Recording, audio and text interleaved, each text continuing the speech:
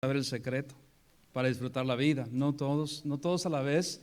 ¿Cuál es el secreto para disfrutar la vida cristiana? Obviamente, no la vida mundana, la vida cristiana.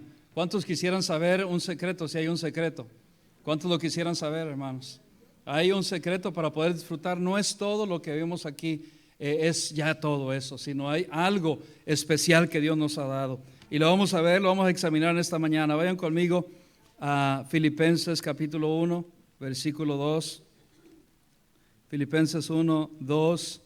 La verdad es que yo sí quiero saber y yo me di la tarea para poder averiguar por qué el apóstol Pablo tenía un gran amor por la obra de Dios, por qué el apóstol Pablo amaba a los creyentes, amaba a la iglesia, por qué es que amaba a Dios a pesar de las pruebas, a pesar de las tribulaciones que él pasaba, a pesar de que estaba aquí el libro de Filipenses. Hermano, Dios, el Espíritu Santo, le inspiró para que él escribiera desde una prisión en Roma, en azotes, cuando él estaba ahí sin que le daban comida, pan, en Roma, en una necesidad tan adversa que estaba atravesando. Dios, el Espíritu Santo, le plació darle a Pablo esta palabra, aún en esas pruebas. Va conmigo a Filipenses 1, nos ponemos de pie para dar reverencia a la palabra de Dios. 1, versículo 2 al 3, vamos a leer por ahora nada más y después iremos a los siguientes, pero ahí están. Cuando lo tengan déjenme saber, si no ahí lo estamos proyectando. Vamos a leer, yo voy a leer el 2 y ustedes el 3. Dice: gracia y paz a vosotros de Dios nuestro Padre y del Señor Jesucristo. Ustedes el 3.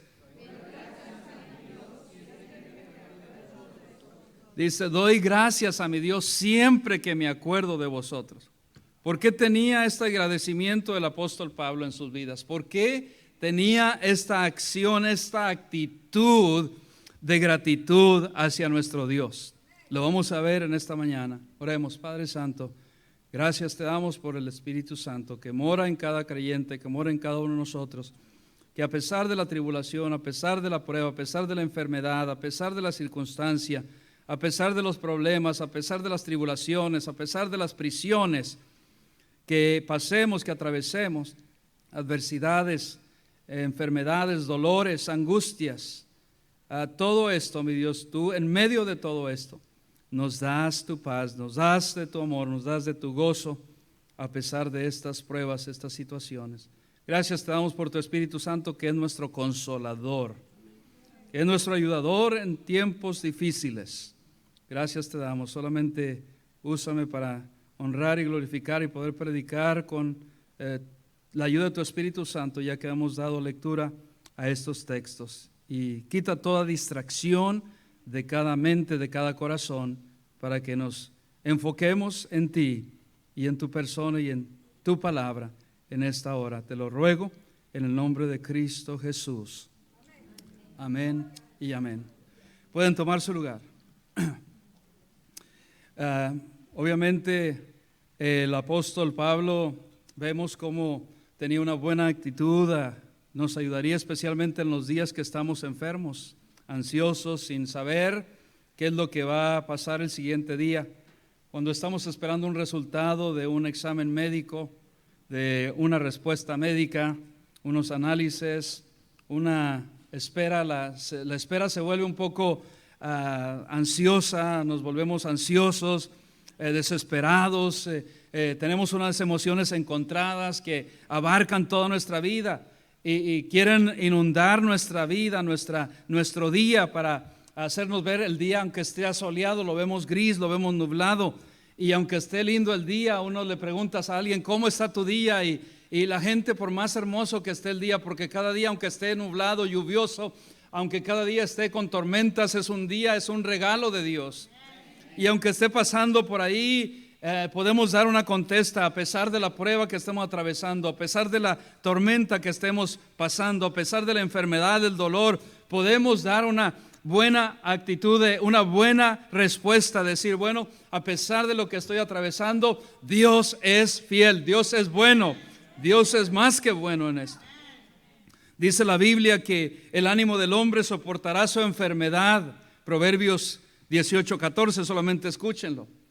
Mas ¿quién soportará el ánimo angustiado? Hay cantidad de aún creyentes, esto es hablándole a los creyentes. El apóstol Pablo, Dios, el Espíritu Santo, hablando a la iglesia en Filipos, le está hablando a los creyentes, a la iglesia en Filipos. No le está hablando a inconversos, no le está hablando a los incrédulos, les está hablando a creyentes, nos está hablando a creyentes. Y eso nos está hablando también en este día. ¿Por qué? ¿Cuál era el secreto? Yo le pedí a Dios que me diera la respuesta a esta pregunta. ¿Cuál es la clave para poder gozarnos en medio de las pruebas, en medio de la circunstancia, en medio de la enfermedad, de la aflicción, en medio de que no sabemos lo que va a pasar el día de mañana? ¿Cuál es la clave? Bueno, Dios me dio a través de su palabra lo que dice aquí en Filipenses. Dice el versículo 4: siempre en todas mis oraciones rogando ¿con qué? ¿Con tristeza? Rogando con gozo.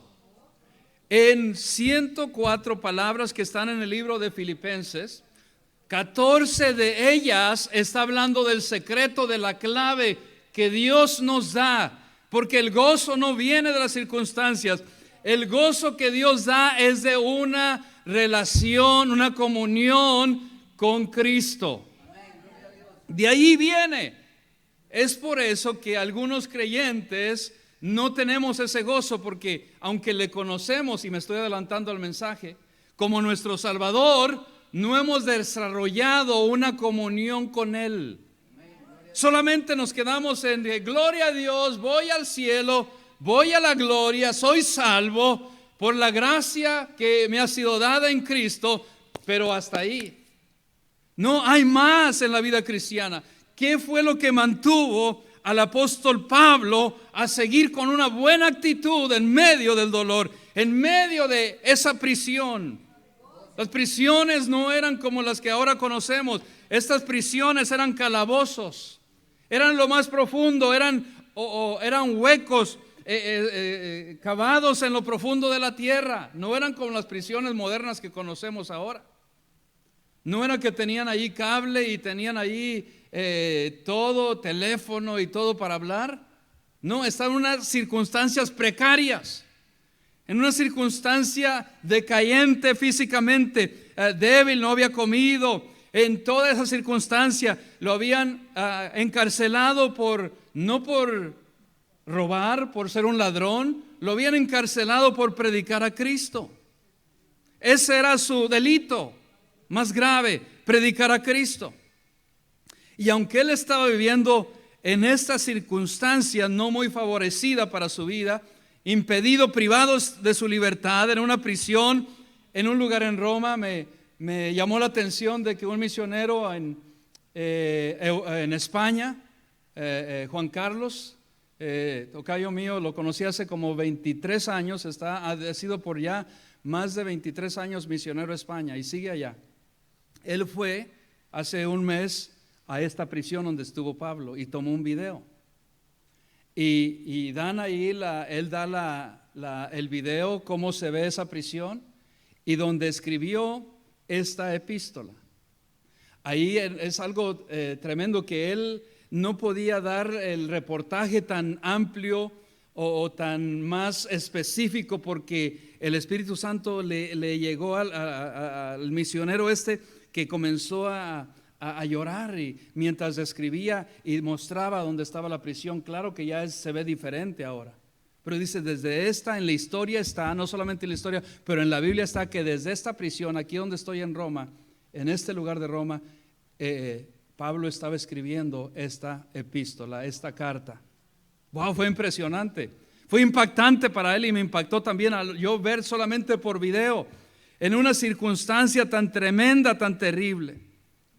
Todo lo que más le afectaba a él era donde menos uno quiere servir o alabar o honrar a Dios, cuando está pasando por pruebas. Y aún ahí, en esta tribulación tan adversa que estaba atravesando, él había entendido algo que nosotros nos falta entender, iglesia, que Cristo estaba con él. Que Cristo estaba con él en esa prisión. La vida, la clave de este hombre, como cualquiera de nosotros en los días modernos, contemporáneos nuestros y de otros siervos de Dios, no solamente el apóstol Pablo, sino otros siervos de Dios, se mantuvieron firmes porque sabían quién estaba con ellos.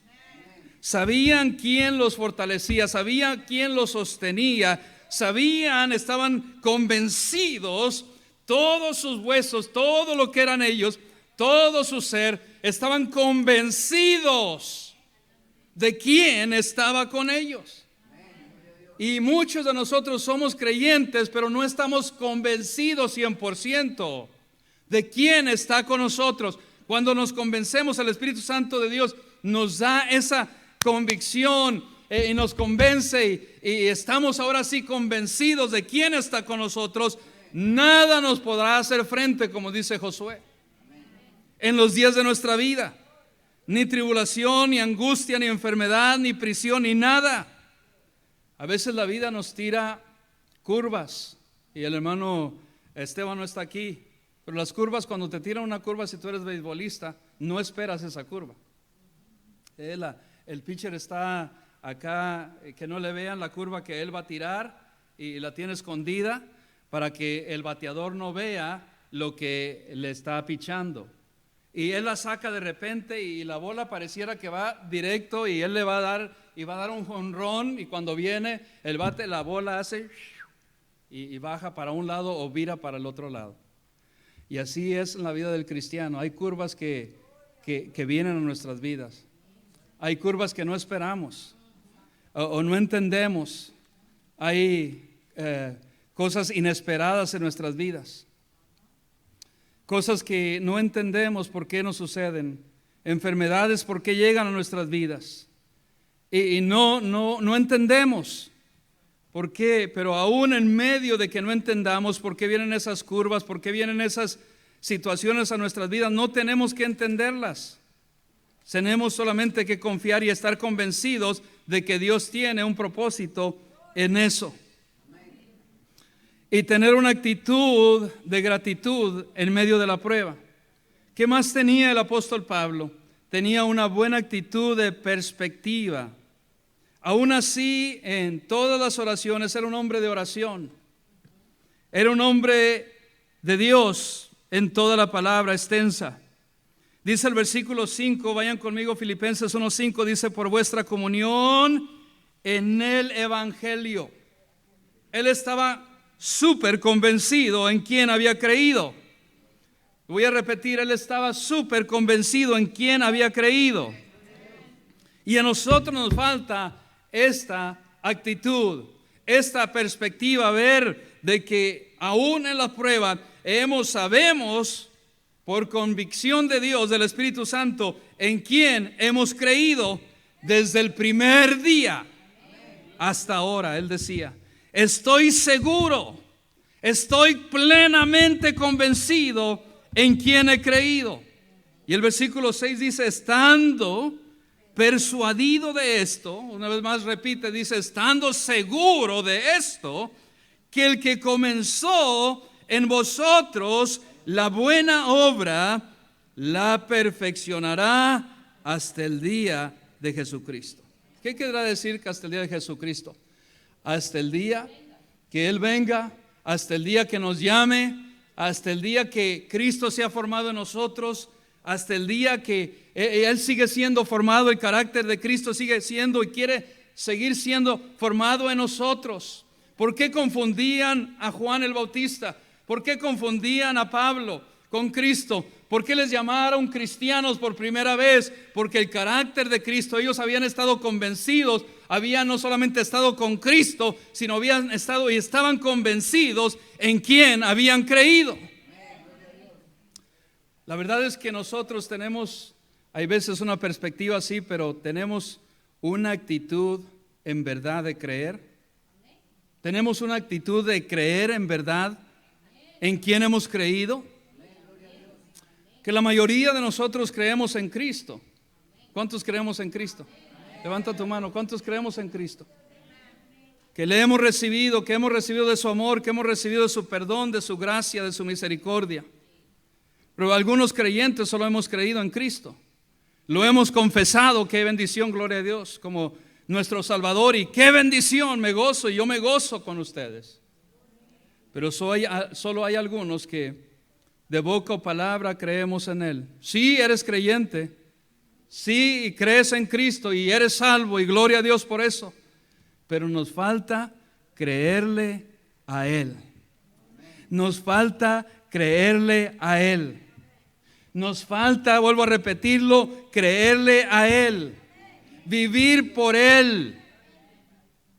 Vivir por Él. Todo es lo que dice en Filipenses. Ve conmigo ahí el 1:21. Dice, porque para mí el vivir, él había creído, ¿es quién?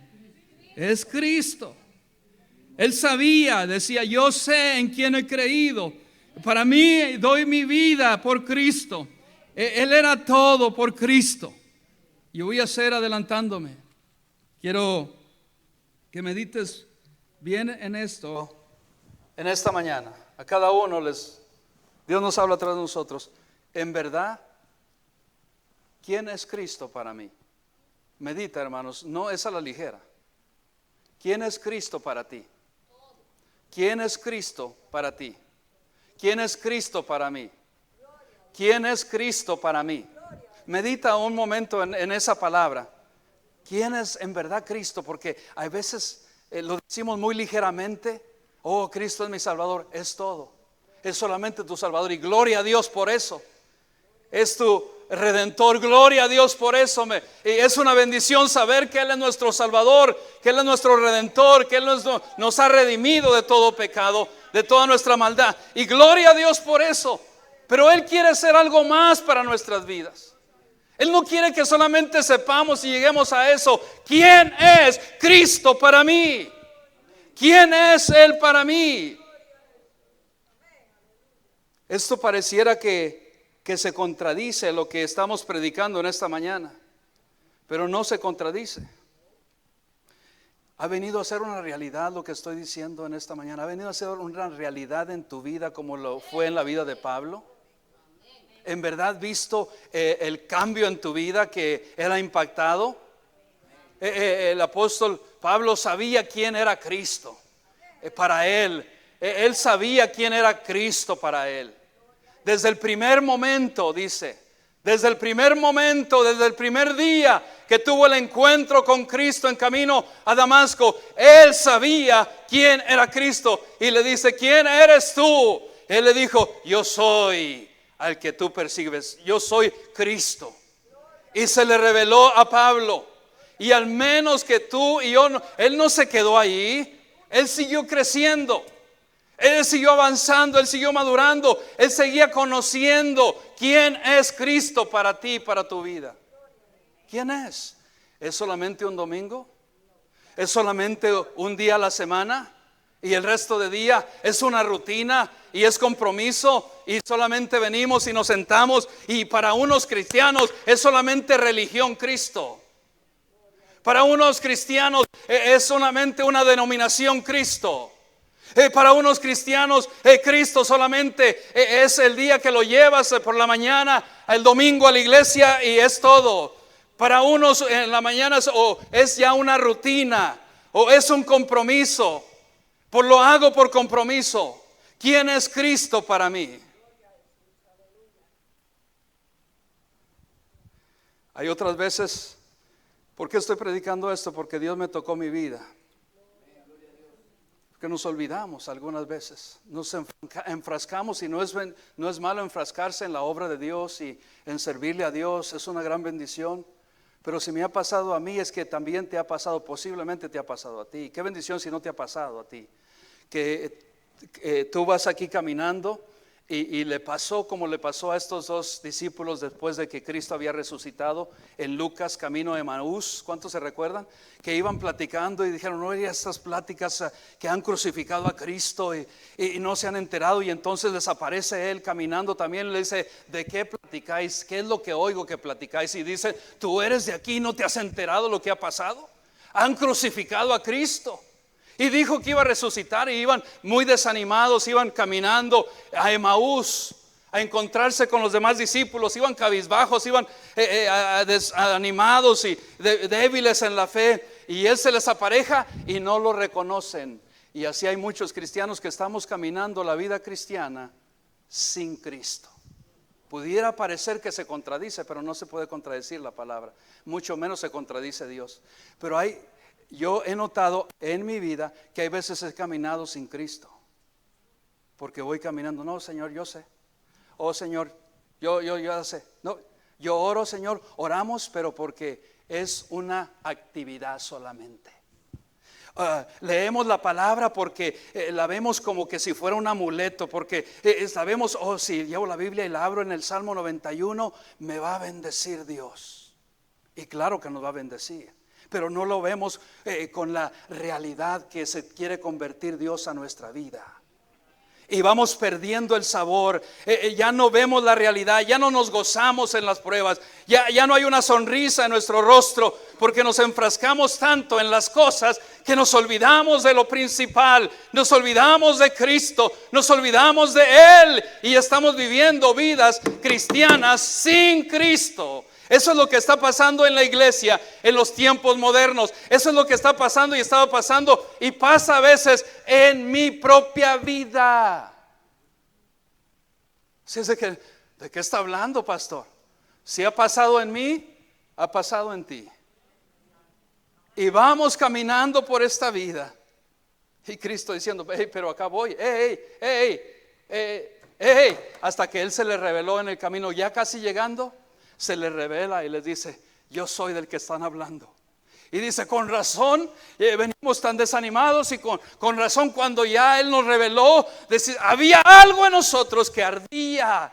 Y le decían, no, Señor, no te vayas, quédate con nosotros. Ve con nosotros, Él está con nosotros, Él quiere ir con nosotros, pero nosotros lo dejamos. No lo vemos como la realidad. Nos olvidamos de Él, de lo principal de Él. No vivimos como si fuera real. O decimos que creemos en Cristo. Y gloria a Dios por eso. Decimos que creemos que Él ha resucitado. ¿Cuántos creen que Él está vivo? Lo creemos todos los cristianos. Pero no lo dejamos vivir en nosotros. Él no está viviendo en ti. Aunque espiritualmente lo está haciendo, pero no lo está haciendo porque nos estamos dirigiendo nosotros mismos nuestras vidas. Hay veces que así pasa, ha pasado en mi vida. Y la palabra ya como que no cobra tanto sentido. Ya no te gozas cuando venimos a la casa de Dios. Ya cuando estudiamos la Biblia pareciera que es otro libro.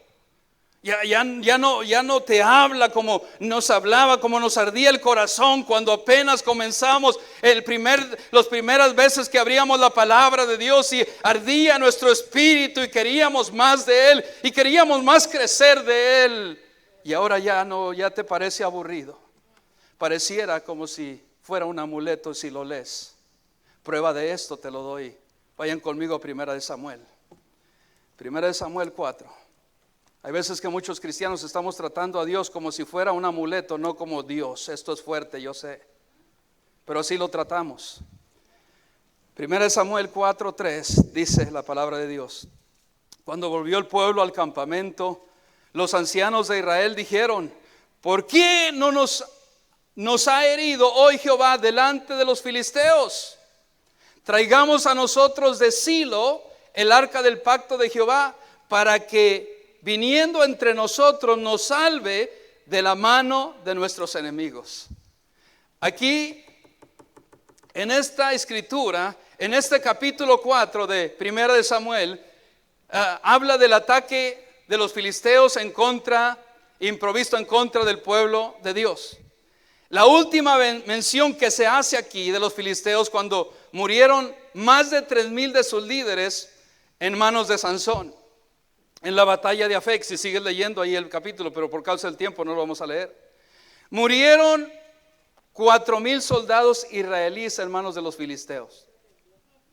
Los ancianos de Israel sugirieron que deberían de traer el arca del pacto para que como amuleto de la suerte les ayudara a vencer al enemigo. Mas, sin embargo, no había ninguna orden divina para que el arca del pacto acompañara al ejército en las batallas en esta etapa, en esta porción de la escritura.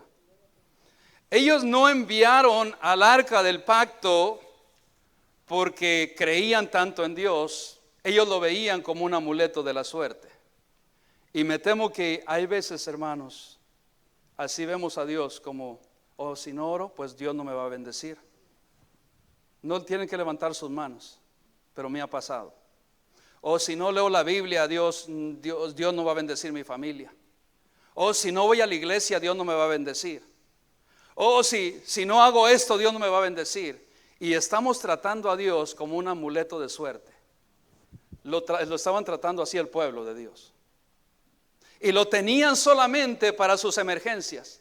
Si tienes a Cristo, si tenemos a Cristo en nuestro corazón, gloria a Dios, y hay que regocijarnos con eso, pero lo tenemos ahí en el estante, lo tenemos ahí en el armario, lo tenemos ahí solamente para emergencias, lo tenemos ahí para enfermedades, para que cuando se nos apriete y no podamos saber y no sepamos qué hacer, entonces vamos ahí y lo sacamos de ahí. Entonces ahora sí, Señor, ayúdame, ahora sí, Dios, mira en qué necesidad estoy, mira que, pero mientras tanto solamente es rutina.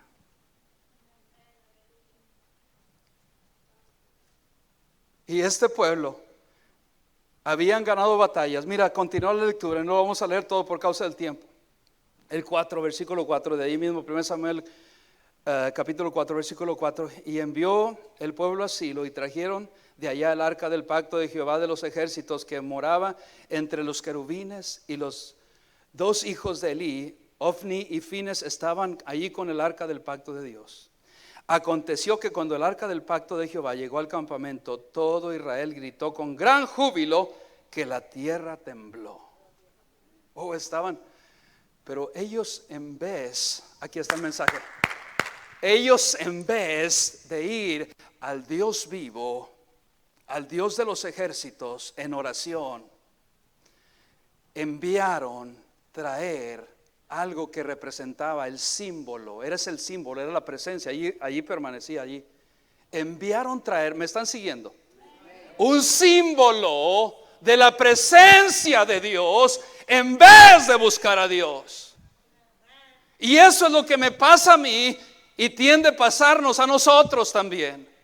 En vez de buscar la presencia de Dios, en vez de yo humillarme delante de Dios vivo, voy mejor a la ligera, algo que no me cueste tanto, mando traer algo que no me cueste tanto, que no haya tanto sacrificio, pero no busco a Dios como debiera buscarle. No desarrollo esa comunión con Dios como debiera buscarle. No arde mi corazón cuando escucho la palabra de Dios. No hay un impacto en mi corazón ya para servir a Dios. No hay ese avivamiento en mi corazón cuando escucho la palabra de Dios.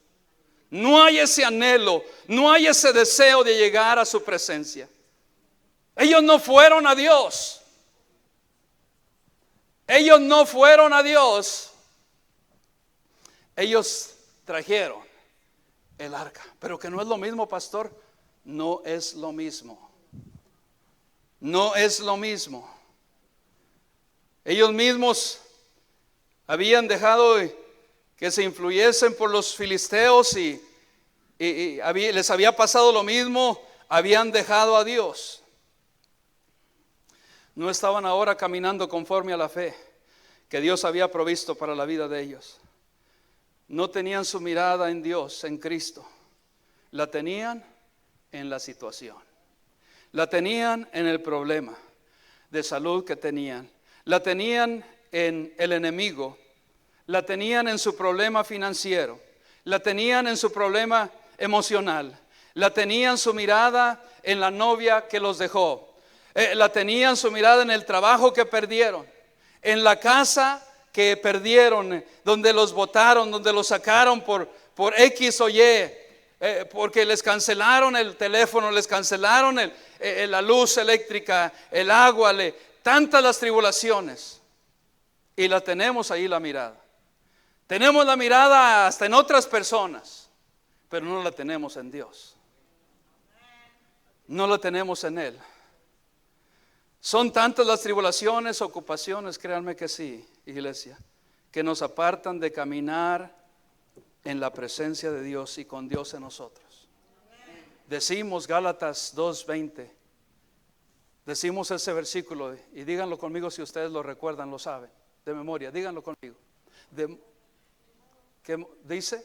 Bueno, este habla ahora, habla de acerca de que Cristo ahora vive en nosotros. Amén. No es el de 2 Corintios 5:17, sino el de Gálatas 2:20, que dice: con Cristo estoy juntamente crucificado, y ya no vivo yo, sino Cristo vive en mí, y lo que ahora vivo, lo vivo en la fe del Hijo de Dios que se entregó por mí.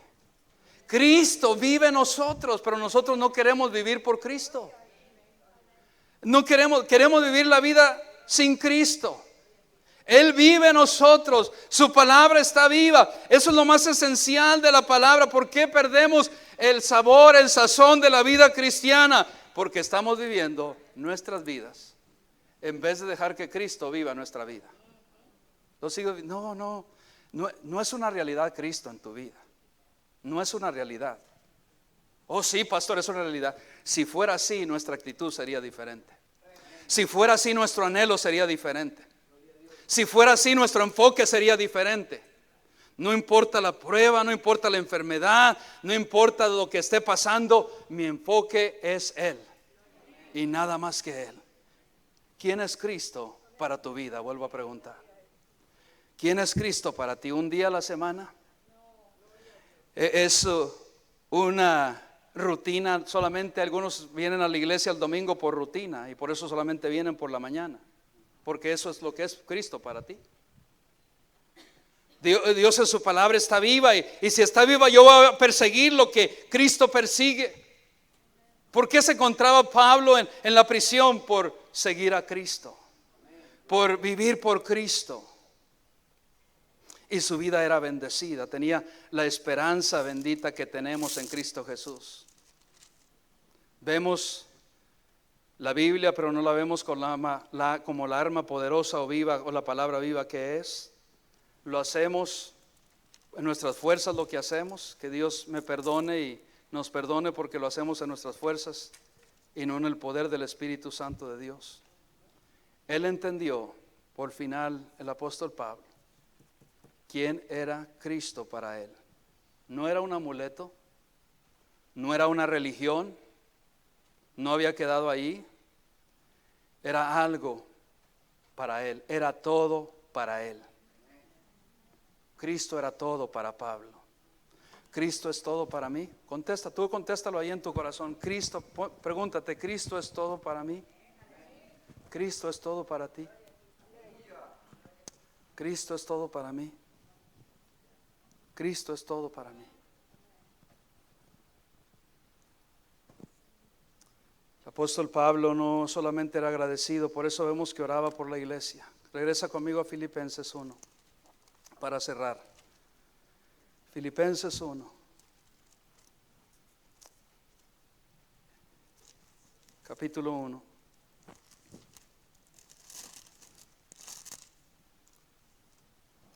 Dice el versículo 7: como me es justo sentir esto de todos vosotros, por cuantos tengo en el corazón. ¿Por qué tenía a la iglesia? ¿Por qué amaba Pablo a Cristo, a los cristianos, a la iglesia? Porque era una realidad Cristo para su vida. Por cuantos tengo en el corazón y en mis prisiones y en la defensa y confirmación del Evangelio, todos vosotros sois participantes conmigo de la gracia. Porque Dios me es testigo. Mira, se atrevía él a decir, porque Dios me es testigo de esto. ¿De qué? De cómo os amo a todos vosotros con el entrañable amor de Jesucristo. Él no solamente se conformó con conocerle como Salvador, no solamente se conformó como su Redentor, sino que Él desarrolló, Él creció, tenía una conexión con Cristo. ¿Quién es Cristo para ti? Solamente es eso. Cristo quiere ser, para cerrar, nuestro amigo más fiel. Pablo dejó que Cristo cambiara su vida a 180 grados. ¿Hemos dejado que Dios cambie nuestra vida a 180 grados? O al principio lo dejamos, pero ahora nosotros hacemos lo que nosotros queremos. Vamos a donde nosotros queremos. Y hacemos lo que nos place a nosotros. Pero cuando Cristo es todo para nosotros, haremos todo lo que nos va a llenar. ¿Sabe por qué nos sentimos no hay gozo en nuestro corazón en estos tiempos? Por eso mismo, porque no hay esa comunión con Cristo. Oh, qué amigo nos es Cristo. Él sufrió nuestro dolor y nos manda que llevemos todo a Dios en oración. Eso es lo que Dios quiere, eso es lo que Cristo quiere, hermanos. Él quiere ser no solamente nuestro Salvador, nuestro Redentor, nuestro todo, pero quiere ser nuestro amigo. Quiere ser Salvador para aquel que no ha confiado en Cristo como Salvador. Quiere ser tu Redentor para aquel que no ha confiado. Quiere ser tu abogado para aquel que todavía no ha confiado. Y Él es nuestro abogado para nosotros, que nos defiende todos los días del acusador que nos acusa delante de Dios día a día. Pero quiere ser más que eso. Quiere ser nuestro amigo más fiel. Él quiere ser eso, nuestro amigo más fiel. En esta mañana puedes tú decir, oh sí, Cristo es mi Salvador. Puedes levantar tu mano. Pongámonos de pie en esta mañana. Cristo es mi Salvador.